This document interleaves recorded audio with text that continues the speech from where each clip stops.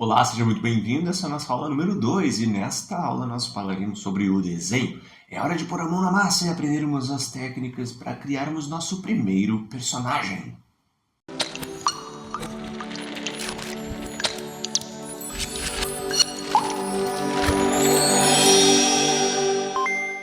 Para início de conversa, antes de colocarmos o papel na frente dos lápis, vamos começar pelo início. A análise dos personagens desse mundo que nós já conhecemos. Os personagens do mundo do mar possuem uma estrutura bem conhecida. E para darmos início a essa etapa prática, nós iniciaremos fazendo uma análise desse universo já conhecido, o universo que foi sorteado, lembrando que foi o universo do Mario. E para isso nós vamos identificar os padrões visuais e estéticos que nele estão contidos. Eu trouxe aqui para vocês a figura dona da franquia, ou melhor, o protagonista de tudo isso aí, né? O Mario. Bom, ele já é conhecido de todo mundo. Uma coisa que muita gente já percebeu, mas não fez uma análise criteriosa, é como eles são construídos. No universo do desenho, nas técnicas de desenho, de criação de personagens, a gente sempre analisa a estrutura corporal com base principalmente na altura dos personagens. Para a criação do level design e de vários outros aspectos do jogo, a altura de cada personagem tem uma importância muito grande. E aqui a gente também vai fazer essa análise. Por exemplo, para nós determinarmos a altura de um personagem, nós usamos como base o tamanho da altura da cabeça dele. E se nós analisarmos aqui o tamanho da cabeça do Mario, nós vamos ver que o tronco dele mede exatamente o tamanho da cabeça dele. E nós vamos analisar também que a perna também tem a mesma altura. Ou seja, a composição de altura do Mario é dividida em 3 partes iguais. A cabeça, o tronco e as pernas possuem mais ou menos a mesma altura. Ele tem também uma outra característica que é o volume do seu tronco equivale muito próximo ao volume da sua cabeça. Isso traz um certo equilíbrio. Além disso, nós podemos analisar alguns outros fatores estéticos que representam ele como uma figura, digamos assim, inconscientemente nós percebemos que ele é amigável, né? E aí nós sabemos que na história, ele, além disso, ele é heróico, né? Mas nós temos essas características. É tudo muito arredondado no desenho dele. Inclusive, o bigode dele possui fragmentos arredondados. Tá? Além disso, o bigode dele ele é para cima, como se ele estivesse sorrindo. Ele tem essa alegria no seu visual, né? Nós também temos cores bastante vibrantes e uma estrutura toda redondinha, que faz com que a gente tenha essa impressão dele ser um cara bonzinho.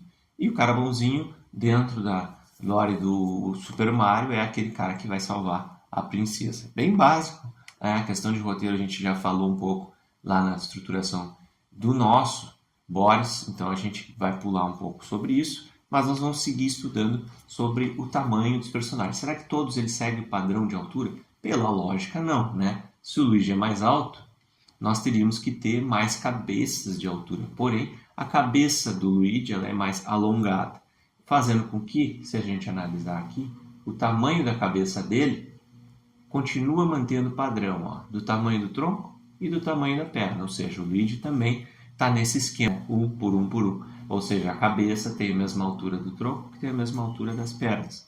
E também o volume do tronco do Luigi, ele é um pouco mais magrinho, né? Ele consegue ter um volume parecido com o da cabeça e as características visuais dele também não fogem muito do que a gente falou. Ou seja, é o bigode arredondado, os traços arredondados, passando esse mesmo aspecto que o Mario também transmite. Outros personagens que daí fogem daquele padrão de 3 cabeças de altura, a gente pode destacar principalmente a Princesa Peach, né?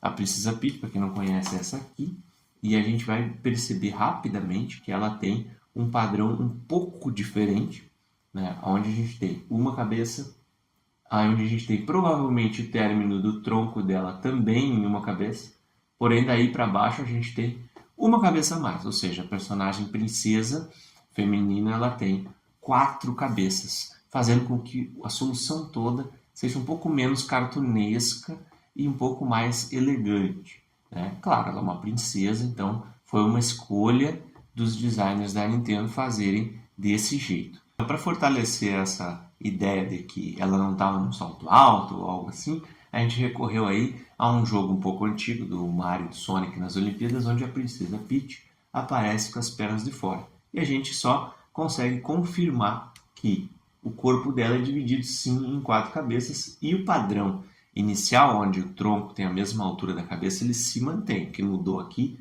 foi só a estruturação das pernas. Ó, veja como a segunda cabeça dela termina no joelho e a terceira de altura é do joelho para baixo. Então, o que a gente consegue concluir até aqui é que a gente tem um padrão onde cabeça e tronco têm a mesma altura e o que diferenciou ali entre o Mario, o Luigi e a princesa são as pernas. Agora, se a gente olhar o vilão, a gente vai perceber um novo padrão, um padrão aonde o Bowser ele também tem uma altura de cabeça lá, lembrando, claro, que ele está curvado, numa pose diferenciada, mas a gente consegue estimar que a altura da cabeça dele, mais ou menos, equivale à altura do tronco, apesar dele ter um volume muito grande. Então, o que torna ele vilânico aqui é o volume total do personagem, ele é muito grande, muito largo.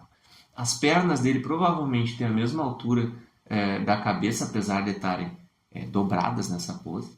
E aí algumas características visuais nos remetem a algo perigoso, principalmente, isso a gente vê na natureza também, é um ótimo exemplo, né? Os dentes pontudos, a gente consegue ver a sobrancelha grossa em formato de V, né? Que é quando a pessoa está fazendo uma cara de raiva.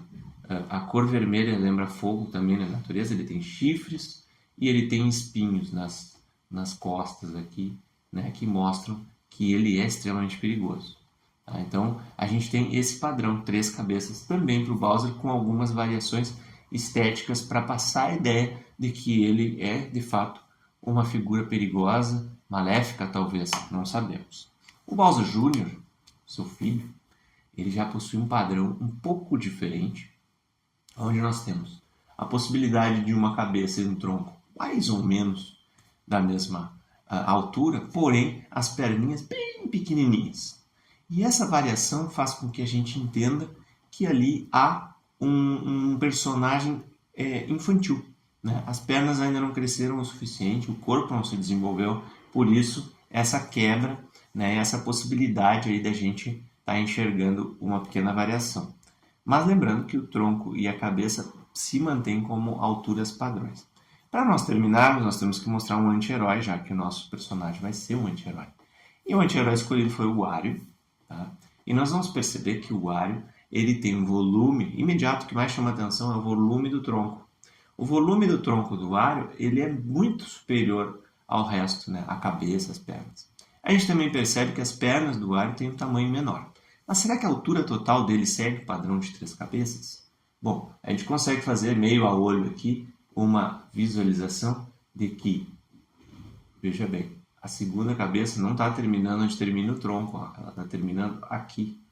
Então, se a gente for medir ele, a gente vai perceber que sim, ele tem 3 cabeças de altura, mas o que quebrou o padrão foi o tronco é um pouco maior, então ele pode ter uma cabeça, o tronco tem 1,5, uma cabeça e meia, e a perna acabou ficando achatada, tendo meia cabeça. Então, ele acabou ficando num padrão quebrado. Para que isso? Para mostrar que ele não é aquela figura boazinha, ele tem um volume diferente, que chama atenção, mas olha só que legal. Ele tem algumas características que o diferenciam em relação daquela figura boazinha. Ele tem um bigode com pontas, né? Ele vai para cima e para baixo, ou seja, ele não está só para cima sorrindo como o do Mario. Interessante, né? Ele vai para cima e para baixo, ou seja, eu oscilo aqui. Eu sou uma pessoa que a minha moral ela não é reta, ela não é para cima, ela é uma moral que pode ser um símbolo, né? Claro que isso aqui pode ter sido muito bem planejado. O nariz dele é de outra cor e também com curvas, apesar de redondo, ele tem um formato mais grosseiro que o do Mario. Também tem esse formato V na sobrancelha, que também é mais grossa. Ele também tem aqui um queixo bem saliente, chama bastante atenção. E ele tem um comportamento. Aí falando sobre comportamento, a gente sabe que ele é bem loucão, né? Um cara bem irreverente. E ele é bem suscetível seus egoísmos, seus erros, suas falhas, como qualquer ser humano. Ele não faz questão de ser o herói que salva o dia, e este é o resumo dos nossos personagens, né? O anti-herói a gente já falou na aula anterior, né? Ele é o anti-herói, ele é aquele cara, tipo o Billy Bruto aqui que eu trouxe, é uma referência, né?